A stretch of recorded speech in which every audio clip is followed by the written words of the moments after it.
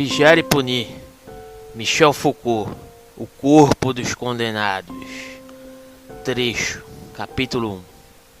Damiens fora condenado em 2 de março de 1757 a fazer confissão pública diante da porta principal da igreja de Paris, onde devia ser levado e conduzido numa carroça, nu, em camisa, segurando uma tocha de cera acesa com um peso de 2 libras.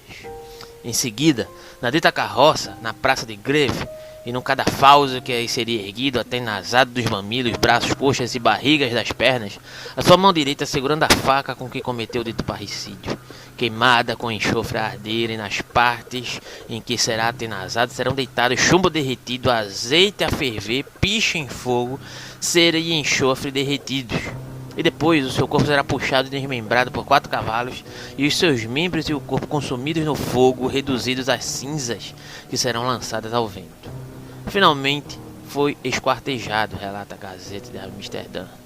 Esta última operação foi muito longa, pois os cavalos utilizados não estavam habituados à tração, de maneira que, em vez de 4, foi necessário usar 6, e como se isso não bastasse, para desmembrarem as coxas do desgraçado, tiveram de lhe cortar os nervos e de lhe rasgar as articulações.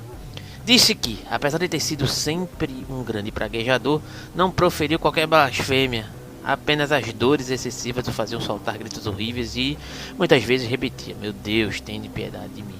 Jesus, ajuda-me." Os espectadores ficaram muito edificados com a solicitude do cura de São Paulo, que apesar da idade avançada não perdia um momento para consolar o paciente.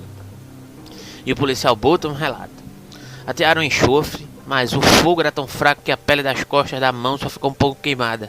Em seguida, um executor de mangas arregaçadas acima dos cotovelos pegou entenadas de aço preparadas para o efeito, com cerca de 1,5 pé de comprimento, e atenazou-lhe primeiro a barriga da perna direita, depois a coxa e passou então as 2 partes do músculo do braço direito. Depois atenazou-lhe os mamilos. Embora forte e robusto, este executor teve muita dificuldade para arrancar os bocados de carne que ele tirava com as tenazes 2 ou 3 vezes do mesmo lado ao torcer. E aquilo que arrancava formava em cada parte uma ferida do tamanho de um escudo de 6 libras. Após estes suplícios com Atenaz, Damiens, que gritava muito mas sem praguejar, levantou a cabeça e olhou-se. O mesmo carrasco com uma colher de ferro tirou do caldeirão uma droga fervente que derramou profusamente sobre cada ferida. Em seguida, ataram com cordas menores as cordas destinadas a atrelar os cavalos, sendo estes depois atrelados a cada membro ao longo das coxas, pernas e braços. O Sr. Le Breton, escrivão, aproximou-se várias vezes do paciente para lhe perguntar se tinha alguma coisa a dizer. Disse que não. A cada tormento gritava como vemos representados os condenados: "Perdão, meu Deus, perdão, Senhor." Apesar de todos estes sofrimentos, levantava de vez em quando a cabeça e olhava-se corajosamente.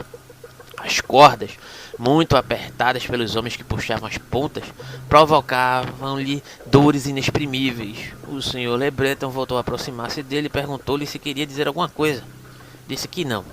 Vários confessores aproximaram-se e falaram-lhe demoradamente. Beijava resignado o crucifixo que lhe apresentavam.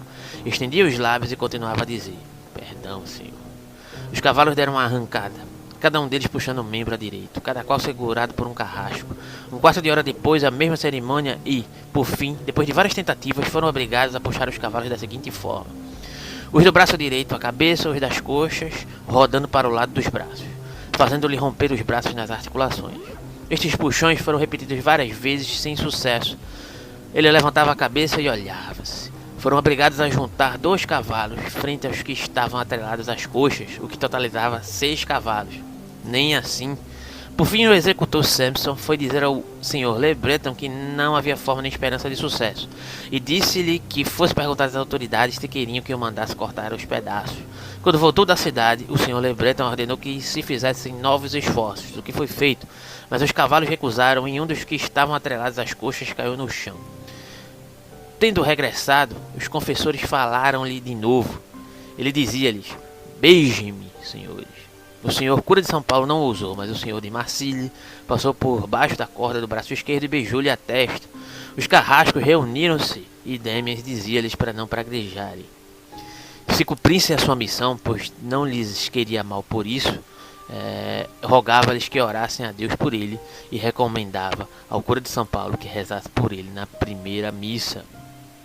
Após 2 ou 3 tentativas, o executor, Sampson, e aquele que o havia atenazado tiraram cada qual uma faca do bolso e cortaram as coxas do tronco do corpo. Os 4 cavalos, com toda a força, arrancaram depois as 2 coxas, primeiro do lado direito e depois a outra.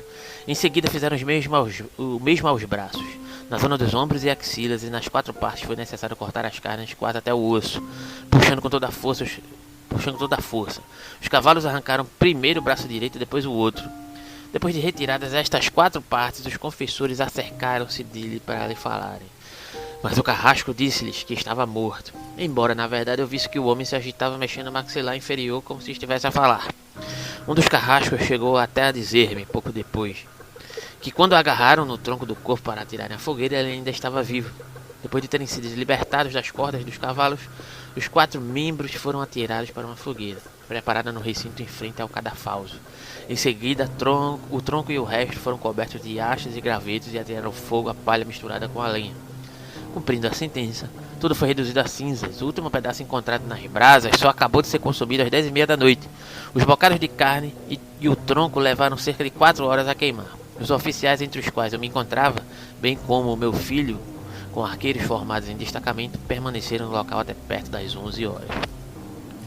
Há quem queira resposta sobre o fato de que, no dia seguinte, um cão ter se deitado no local onde se fizera a fogueira. Apesar de enxotado várias vezes, o cão sempre voltava. Não é difícil de compreender que esse animal se achasse nesse local um lugar mais quente do que os outros.